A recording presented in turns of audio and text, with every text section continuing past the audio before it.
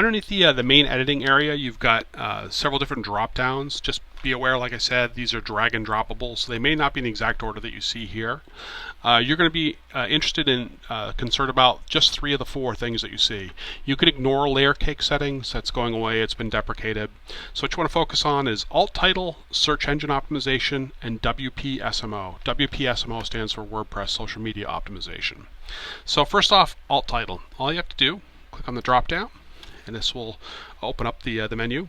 So you've got a couple different options. One is a masthead image. This allows you to create an image that stretches the full width along the top of your page. There's an alternate title field. For the most part, you won't need that. There are certain use cases where you may need that. Reach out to me or the other web services team members, and we can help you, guide you in that regard. And then the last thing is the masthead style. There's several different styles you can set up at the top of your page. Like I said before, what I recommend is once you get access, create a test page and just play with the different masthead styles and see what's available to you. There's a couple different options that are available. The last thing, remove bottom border. You can ignore that. That's deprecated and it's going away. So the other 2 items are search engine optimization and WordPress social media optimization.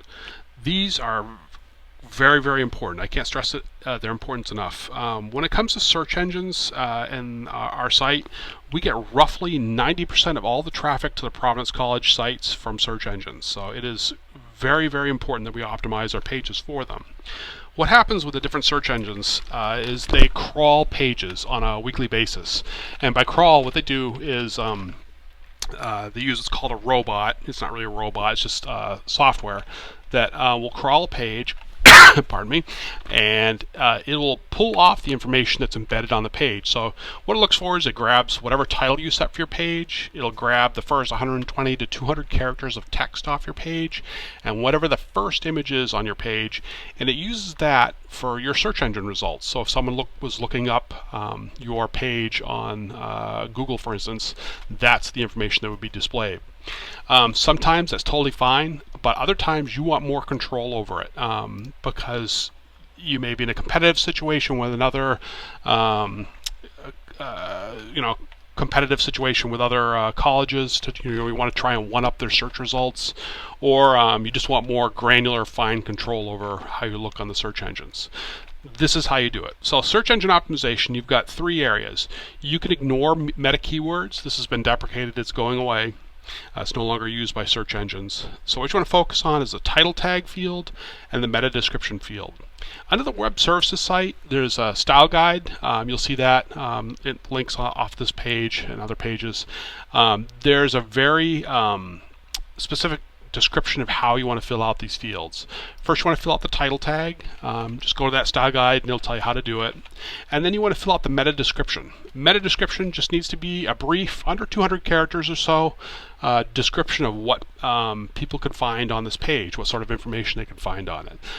The more you can pepper it with important keywords, the more descriptive you can be, the better. But you just want to keep it to a fairly small word count, so under 200 characters total.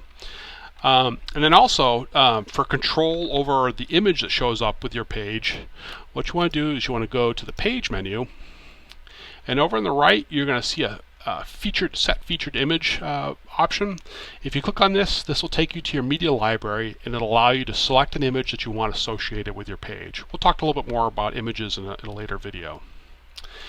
Also, so WordPress social media optimization works the same way with social media. Say you want to share a link to your page on Facebook or Instagram or Twitter. Like I said, they do the same thing. When you share a web page, they crawl your web page and they will use whatever you've got set up for your title, first 200 characters or so, and the first image that they encounter.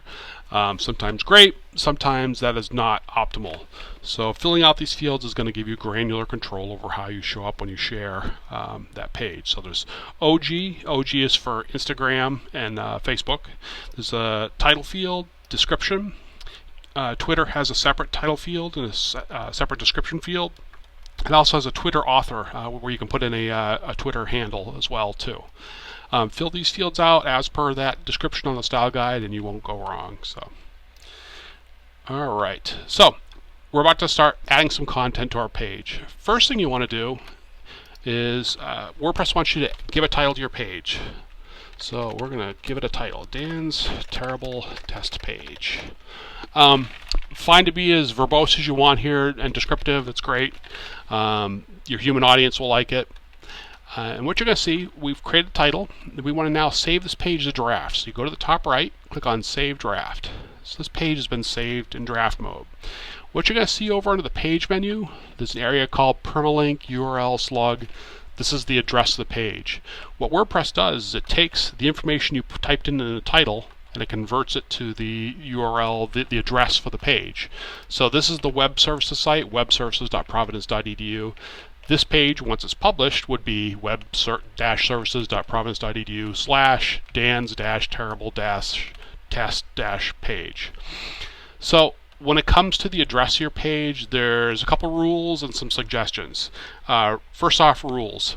Only use alphanumeric characters, so A through Z, 0 through 9, and the only bit of punctuation or special characters you want to use is the dash. Don't use any other characters. For the most part, WordPress is smart enough to be able to clean some of those other characters out. Like for instance, you saw it removed the apostrophe from the address. But sometimes you can let some things slip, so just use the dash and you can't go wrong. Older web browsers will actually choke on other characters, like if you put an ampersand in there or another weird character, they'll choke and they won't be able to see your page. So you want people looking at your website, so make sure you just use A through Z, 0 through 9, and the dash. So when it comes to page addresses, search engines like longer ones with some nice keywords in there. It helps to categorize your page. However, humans detest really long URLs, really long addresses. So you kind of want to strike a balance. There's some recommendations I would make. First off, remove any redundant words. In this case, we've got dans-terrible-test-page. Let's remove the word page. There's no point in including that. We know it's a web page, it's redundant. So remove any redundant words. Also remove any connecting words. We don't have any connecting words, so you don't have to worry about that, but if, of, the, and, any of those type words, just get rid of them. All they do is the search engines don't care about them, and for humans it just means extra words or letters they have to type in to get to your address. So make it nice and short and sweet is your best bet. So we've boiled this page down to dans-terrible-test. That's going to be the address of this page. And then I'm going to save it again as a draft. I recommend saving often. The more you save, the better you'll be. Just protect your work. Weird things happen. The power goes out. The dog eats your Ethernet cord. Save often to protect your work. So, all right. Next thing we're going to do, WordPress by default wants us to either type or choose a block. So I'm just going to click my mouse in here and I'm going to start typing. You're going to notice as I clicked in there that the page menu turned over to the block menu. By default, WordPress provides you with a paragraph block. A paragraph block is the most basic block of content there is. It's just text, just typing. So let's get some really basic options associated with it. Let's type in a little bit of text. This is my terrible content. So you can see now that I've typed some text into here, another little flyout menu appears as well. But let's look over at the block menu for the options for the paragraph block. So there's several different options. There's color. This gives you different options for changing the text or the background color. So we can use, like, for instance, black text on a Harkins yellow color background. You got a bunch of different combinations here. One thing that you don't want to do is make sure you use you don't want to use the same text color as your background. For instance, if I shifted this to Harkins yellow for the text, you can no longer see the text, and it actually gives you a warning not to use that. This is due to accessibility issues. You want people to be able to see your text, so you want to make sure you don't use those type of options. So just make sure you got a nice combination of colors. These are all branded colors that are approved by the college, and so you've got a little bit of variety to play with. We're going to clear those. Other options, you've got drop cap. You can use this, like say you've got a lot of text. This is a great thing to add. Just adds a little bit of style to your text, and it makes it a little bit more interesting and readable for your audience. And then typography. You've got the ability to change the size of your text somewhat within reason. So you get a couple options there. And then in the text block, we've also got some options that show up above it. like I said, the paragraph block is the most basic block there is. So because of that, you can convert it to other blocks. So the leftmost button allows you to do that. You could change it to a heading. You could change it to a list. You could change it to columns, a block quote, or you can change it back to a paragraph. Other options. You have the ability, just like it's a very rudimentary word editor. You can change the alignment of your text. If you select it, you can bold, you can italicize. To make a link, it's real easy. All you do is highlight your text that you want to be the link, and there's a link button. All you have to do is either paste in an address, or you can type it in. We're going to go to good old Google, and boom, hit return, it turns it into a link. To unlink it, all you have to do is click on it, and it turns into an unlink button. Click on that, and it removes your link. Pretty easy.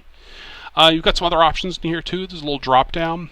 This allows you to do subscripts, superscripts, other odd things that are a little bit more non-standard. You also have to do some play around with colors, a few other options in here as well. So we've got this first block. I'm going to save it as a draft again because I like to keep saving. Say you want to add another block. Really easy. First thing you do is there's a ellipsis up here. Click on that. And you've got other options here. One thing you could do is if you wanted to, we could duplicate this block. Click on that. Click over here. You can see there's now 2 blocks here. When I do that, and I'm just going to add this is a little more text to it just to differentiate between the other block, you're going to see that there's some other controls have been added here as well too. You have the ability to move these blocks of content. So you can either grab it, and you can click and drag it to reposition it. You can see it's a little, sometimes it could be a little bit of a bear. You can also use the arrows to move them up and down on the page. So like I said, WordPress really just wants you to get in there, start making content, kind of worry about the structure later. So it's pretty nice that way. And also under the ellipsis, there is the ability to, if you want to delete this one, click on remove paragraph, and it removed it. It's gone. So if say you want to get back to the page menu, all you have to do is either go over here and click on the page tab. If you're in it'll automatically shift back to the block menu, or it should anyways. If you want to get back to the page menu, you can also click in the white area. It should shift back over there for you. Creating new blocks, real easy. Click on the ellipsis. You have the option to insert before or insert after, and this will insert a new block prompt either before or after the one you're currently in. So I'm going to click insert after.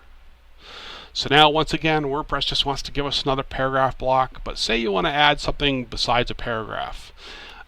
If you click on the add block button, this is going to give you a quick list of things that are most frequently added to your pages. This list will change as you start to edit your site. It'll shift to what you like to use, so just be aware that this is ever changing.